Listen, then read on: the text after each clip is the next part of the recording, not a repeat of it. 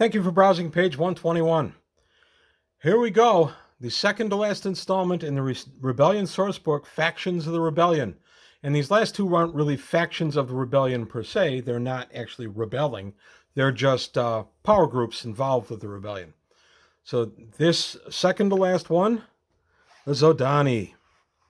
I was pretty excited when I read this book back in '88 about finding out about the Zhodani's behavior during the rebellion.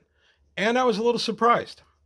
Uh, the section starts out with the first contact between the Zhodani and the imperial citizens took place in the first century of the imperial expansion. The outward thrust of the imperial colonialism carried scouts and settlers to the Spinward Marches sector and to the edges of Fereven and into territory long ago settled by the Zhodani. This encroachment was not well received and a source of continuing friction between the Imperium and the Zhodani consulate. The friction started a fire when the Zhodani, in alliance with the Vargir and Swordworlders, attacked the Imperium in a bid to expel the Imperials. 5 wars total in the next 500 years continued to maintain an uneasy peace between the two largest human empires in the galaxy. That was kind of neat because, of course, the frontier wars are fought with the Zhodani and their various allies against the Imperium. And the 5th frontier is coming out early next year from Mongoose. I'm really excited about being part of it. 5th Frontier War had already kicked off when I started playing Traveller in early '81. It was kind of done by the time I came in, but my earliest stuff, as I grabbed back issues off the shelf of Journal of the Traveller's Aid Society and some older books for the core game, they had to do with the 5th Frontier War. So I kind of cut my Traveller teeth on 5th Frontier War. So I'm pretty excited about that coming out from Mongoose. So here we have the Zhodani purpose. The Zhodani gained a reputation for belligerence, strategic sense, and perfidy. They're tricky and they're liars. They launched every war with a surprise attack. In every case, they waited till they had the advantage, then used it. Less obvious, the result of the wars. No single war was able to gain for the Zhodani more than a subsector or two of new territory. Imperial histories are self-deluding in that they applaud the imperial ability to mobilize after an attack and respond in force to a buildup. Researchers and commentators dismiss the Zhodani as incompetent at long-term warfare. They fail to note several key factors. Zhodani are not expansionistic, nor are they imperialistic. They long ago reached the practical size limit for their empire and are satisfied with their territory. Moreover, the Zhodani are racial isolationists. They know of the potential problems involved in absorbing non-Zhodani into their culture, and they avoid it whenever possible. They also see little gain in governing conquered worlds. And analysis of the information gives a clue to the true nature of the Zhodani frontier wars. The wars were fought to keep the Imperium out of Zhodani territory. They were fought as a reminder that the Zhodani are tough, you don't want to kick them, and it would be best if you just kind of let them be. As the rebellion begins in the Imperium, everybody in Spinward Marches begins to fear the Zhodani invasion, thinking the Zhodani are going to come in and conquer them and bring their thought police, and everybody in the Spinward Marches is going to be under the Zhodani thumb.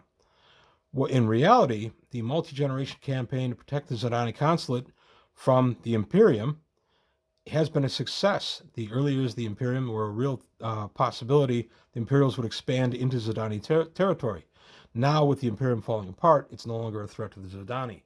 So we find out that what the Zhodani really want is a large-ish, but not huge, stable human empire on their border. So they're quite happy to let the Spinward Marches be that chunk of empire. So it's kind of interesting because the rest goes on to explain how they kind of push and pull the Imperium to get what they want. Areas that the Imperium, for whatever reason, is expanding into Zhodani interests, they go ahead and they slap it back as if they were belligerent. But other areas where the Imperium might be faltering a little bit, or in the area behind the claw might seem to be fragmenting a little bit, the Zhodani are quick to step in and covertly prop it back up, which I thought was really cool. I expected the Zhodani to come in and swarm and everything else, but when I read this, I went, oh, that makes perfect sense. They just want a stable border, and to get a stable border, you help to make your neighbor stable.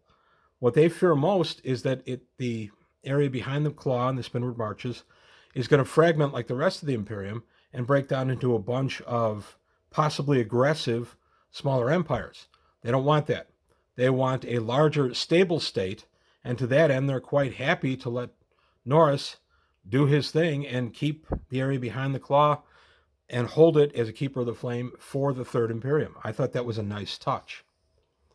And here we have the blurb. The Zhodani consulate has seemed content to let events gradually dismember its only real rival. Got a picture of a Zhodani and, of course, their little symbol. So I thought that was an interesting take. It was not what I expected when I opened this book 35 years ago. And at first I'm kind of, well, okay, that seems like they kind of backed out a little bit. And then I thought about it and I thought, no, that makes perfect sense in conjunction with everything else the Traveller had done. I thought this was a very nice extension of what the Zhodani had done to this point. Also, we would find out later in the rebellion and going into the new era that the Zhodani had other problems in dealing with the dissolution of the Zhodani consulate in the form of the Empress Wave. But that's for a future video. But at this point, we didn't know anything about the Empress Wave. So that's it. That's all I wanted to say about the Zhodani today. I've got one more installment on this series.